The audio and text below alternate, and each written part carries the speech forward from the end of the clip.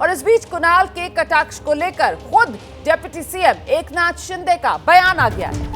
अभिव्यक्ति की स्वतंत्रता है, हम व्यंग समझते हैं, ये एकनाथ शिंदे कह रहे हैं। व्यंग की एक सीमा होनी चाहिए, दूसरे व्यक्ति को भी स्तर बनाए रखना चाहिए, अन्यथा क्रिया की प्रतिक्रिया होती है। तो शिवसैनिकों ने जो किया है उसको डिफेंड करते हुए जाहिर सी बात है एकनाथ शिंदे यहां पर साफ तौर पर अपने इस बयान के जरिए नजर आ रहे हैं। हम सीधे आपको लेकर चलेंगे, हमारे साथ हमारे सहयोगी मृत्युंजय इस वक्त मौजूद हैं। मृत्युंजय, यहाँ पर एकनाथ शिंदे की तरफ से ये बयान तो सामने आ गया है कि साहब व्यंग की सीमा होनी चाहिए और अभिव्यक्ति की स्वतंत्रता हम व्यंग समझते हैं, लेकिन सवाल ये कि आखिरकार क्या व्यंग है और क्या अपमान है, इसका फैसला कौन करे? ये अधिकार तो बस फिर कोर्ट ही के पास होगा ना, तो मामला तो जाकर कोर्ट में ही सुलझेगा। ऐसे में इस तरीके की जो हरकत शिवसैनिकों की तरफ से की गई, क्रिया की प्रतिक्रिया कहकर अभी भी एकनाथ शिंदे जो संवैधानिक पद पर हैं उसका बचाव कर रहे हैं।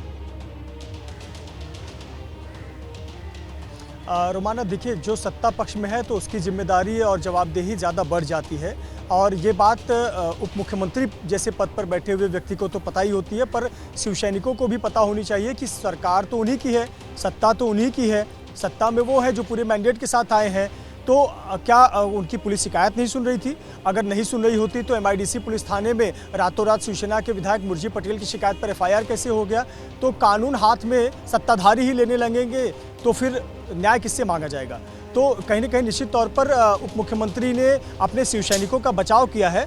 अगर ये सिर्फ पार्टी के नेता होते तो शायद ये मान लिया जाता कि अपने कार्यकर्ताओं का समर्थन कर रहे हैं, बचाव कर रहे हैं, पर निश्चित तौर पर वो एक संवैधानिक पद पर है और उप मुख्यमंत्री पद पर है और तत्कालीन मुख्यमंत्री रह चुके हैं। तो कहीं ना कहीं सवाल तो उठता ही है कि इस प्रकार से क्या शिवसैनिकों का मन नहीं बढ़ेगा? आज शिवसैनिकों ने किया जिस प्रकार से कुछ समय पहले अमोल बिटकरी कर रहे थे, कल को राष्ट्रवादी कांग्रेस भी इस प्रकार से कानून हाथ में लेगी।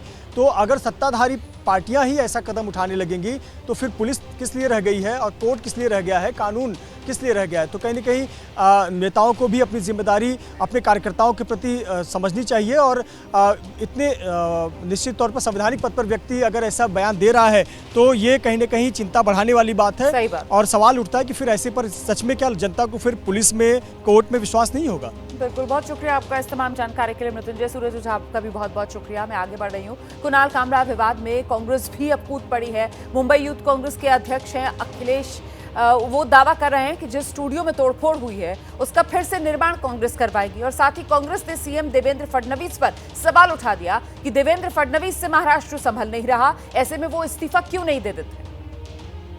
किस तरीके की गुंडागर्दी पे उतर आई है शिवसेना और किस तरीके की चीजें महाराष्ट्र में हो रही है, मुंबई पुलिस क्या कर रही है और महाराष्ट्र के होम मिनिस्टर क्या कर रहे हैं। भाई, उस कॉमेडियन कुणाल कामरा ने तो नाम नहीं लिया किसी का, तो ये इन लोगों को कैसे पता चल गया कि इनके बारे में ही बात की जा रही है? किस तरीके की गुंडागर्दी वहां पर हुई है स्टूडियो में जाकर के, ये बहुत निंदनीय है। मैं बताना चाहता हूं, न ये महाराष्ट्र का कल्चर है, न ये मुंबई का कल्चर है। जो स्टूडियो तोड़ा गया है उस स्टूडियो को हम बना के देंगे, मुंबई यूथ कांग्रेस बना के देगी। तो मुद्दा कुणाल कामरा का, जिस पर महाराष्ट्र की सियासत गर्म। कांग्रेस सांसद वर्षा गायकवाड़ ने स्टूडियो में तोड़फोड़ के मामले को लेकर कानून व्यवस्था पर ही सवाल उठा दिए। वहीं महाराष्ट्र सरकार में मंत्री गुलाबराव पाटिल ने कामरा पर कड़ी कार्रवाई की मांग की है।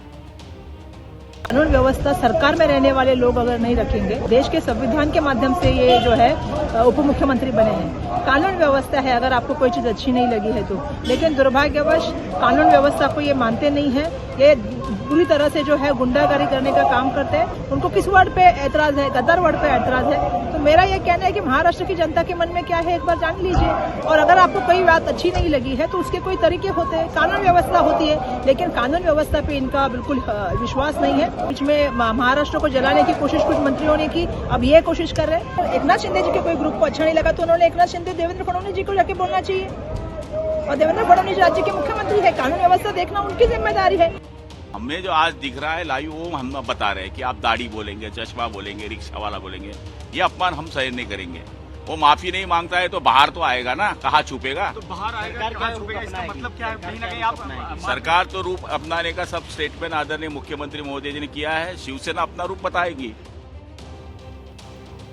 वहीं एनसीपी शरद पवार के नेता रोहित पवार ने भी कुणाल कामरा को लेकर अपना बयान दिया है। उन्होंने जांच पर सवाल उठा दिए। कामरान ने एक सोशल मीडिया पे पोस्ट किया और कहा मैंने क्या ऐसा कुछ नया कहा जो अजीत पवार ने कभी कहा था, उसी चीज़ को मैंने कहा। नहीं, उनका वही कहना है कि अगर आपके सरकार में एक बड़ा नेता है जो एकनाथ शिंदे साहब के बारे में बहुत पहले ऐसे ही कुछ स्टेटमेंट कहा था जो मैंने कहा, मतलब कुणाल काबरा ने कहा था, अगर उनके ऊपर आप कोई कार्रवाई नहीं करते हो और मैं सिर्फ एक कलाकार होने के कारण, मेरी पॉलिटिकल ताकत कम होने के कारण आप अगर मुझ पे कार्रवाई कर रही हो तो ये संविधान में नहीं आता या ये दूजा भाव लगता है। उसी के कारण उन्होंने कहा है कि अगर उन पे कार्रवाई नहीं होती तो मेरे पे क्यों कार्रवाई होनी चाहिए, इसलिए वो स्टेटमेंट उनका उस तरीके का होगा ऐसे लगता है।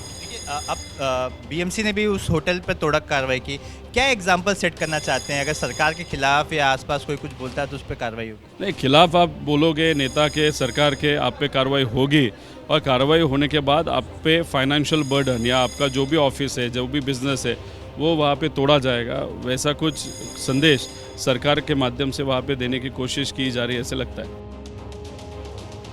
कि आगे का एजेंडा शो में मैंने तो ये बात कल ही कह दी थी, नेता मौसेरे भाई हैं क्या? मतलब वो बातें जो कुणाल कामरा ने अपने कॉमेडी शो में कही हैं एकनाथ शिंदे के लिए बिना उनका नाम लिए, वो तमाम बातें तो ये सभी नेता ही एकनाथ शिंदे के लिए अब से पहले तक बोलते आ रहे थे, उस पर तो किसी को कोई आपत्ति नहीं हुई। लेकिन कुणाल कामरा को लेकर यहाँ पर सब आक्रामक हैं और कानून अपने हाथ में लेते हुए, तोड़फोड़ करते हुए ये तस्वीरें जो हम लगातार आपको कल से दिखा रहे हैं।